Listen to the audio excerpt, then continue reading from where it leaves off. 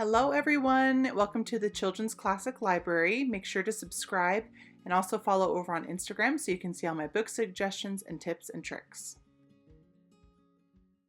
Today we're reading The Tale of Squirrel Nutkin by Beatrix Potter.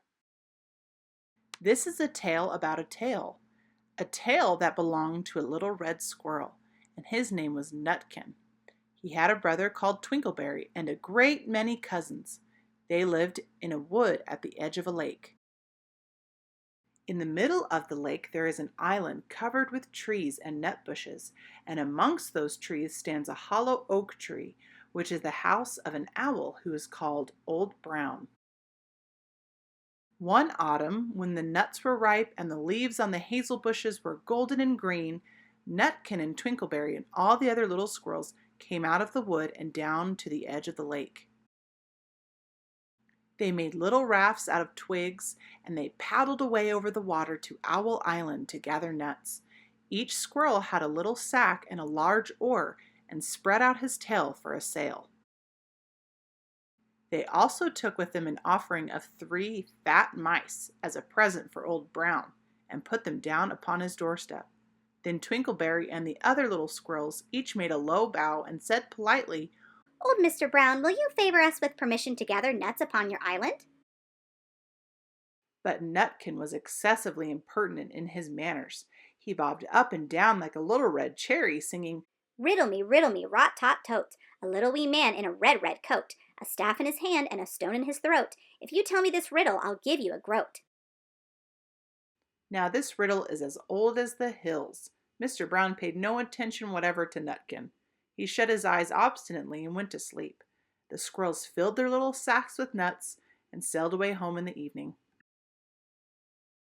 But next morning they all came back again to Owl Island, and Twinkleberry and the others brought a fine fat mole and laid it on the stone in front of Old Brown's doorway and said, "Mr. Brown, will you favor us with your gracious permission to gather some more nuts?" But Nutkin, who had no respect, began to dance up and down, tickling old Mr. Brown with a nettle and singing, "Old Mr. B, riddle me ree, hitty-pitty within the wall, hitty-pitty without the wall. If you touch hitty-pitty will bite you." Mr. Brown woke up suddenly and carried the mole into his house. He shut the door in Nutkin's face. Presently a little thread of blue smoke from a wood fire came up from the top of the tree, and Nutkin peeped through the keyhole and sang, "A house full, a hole full, and you cannot gather a bowl full." The squirrels searched for nuts all over the island and filled their little sacks. But Nutkin gathered oak apples, yellow and scarlet, and sat upon a beech stump playing marbles and watching the door of old Mr. Brown. On the 3rd day, the squirrels got up very early and went fishing. They caught 7 fat minnows as a present for Old Brown. They paddled over the lake and landed under a crooked chestnut tree on Owl Island. Twinkleberry and 6 other little squirrels each carried a fat minnow, but Nutkin, who had no nice manners, brought no present at all. He ran in front singing, "The man in the wilderness said to me, 'How many strawberries grow in the sea?' I answered him as I thought good, 'As many red herrings as grow in the wood.'" But old Mr. Brown took no interest in riddles, not even when the answer was provided for him. On the 4th day the squirrels brought a present of 6 fat beetles, which were as good as plums in plum pudding for Old Brown. Each beetle was wrapped up carefully in a dock leaf fastened with a pine needle pin. But Nutkin sang as rudely as ever, "Old Mr. B, riddle me ree, flower of England, fruit of Spain, met together in a shower of rain, put in a bag tied round with a string. If you'll tell me this riddle, I'll give you a ring." which was ridiculous of Nutkin because he had not got any ring to give to Old Brown. The other squirrels hunted up and down the nut bushes, but Nutkin gathered robin's pincushions off a briar bush and stuck them full of pine needle pins. On the 5th day, the squirrels brought a present of wild honey. It was so sweet and sticky that they licked their fingers as they put it down upon the stone. They had stolen it out of a bumblebee's nest on the tippity top of the hill. But Nutkin skipped up and down singing, "Hum-a-bum, buzz, buzz, hum-a-bum, buzz. As I went over Tipple-tine, I met a flock of bonny swine, some yellow-nacked, some yellow-backed. They were the very bonniest swine that e'er went over Toppletine.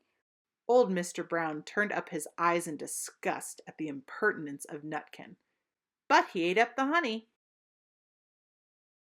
The squirrels filled up their little sacks with nuts, but Nutkin sat upon a big flag rock and played ninepins with a crab apple and green fir cones.